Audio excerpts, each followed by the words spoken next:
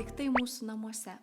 Naudojame daug daiktų, tačiau ar susimąstome, koks jų poveikis aplinkai ir visuomeniai? Kuo daugiau vartojame, tuo daugiau sunaudojame gamtos išteklių ir sukaupiame atliekų, bet apie tai viešai mažai kalbama ir nėra perspėjama ant gaminių pakuočių.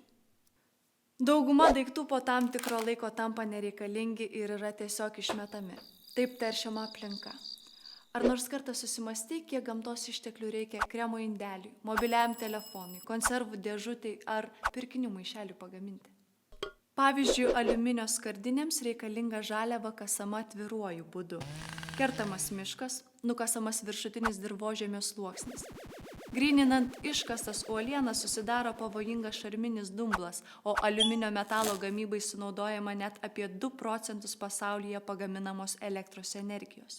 Ar žinai, kad perdirbant aliuminio skardines būtų išsaugota apie 75 procentai energijos, o gamybos metu būtų išskirta 75 procentais mažiau anglies dioksido, sieros ir azoto oksido dujų, kurios teršia gamtą ir kenkia žmonių sveikatai? Nori tai pakeisti? Prisimink atliekų tvarkymo prioritetus. Ar žinai, kad sąvartynas tai paskutinė grandis tik tiems daiktams, kurie netinkami naudoti, o atliekos, kurių neįmanoma perdirbti, gali būti deginamos ir taip gaunama energija?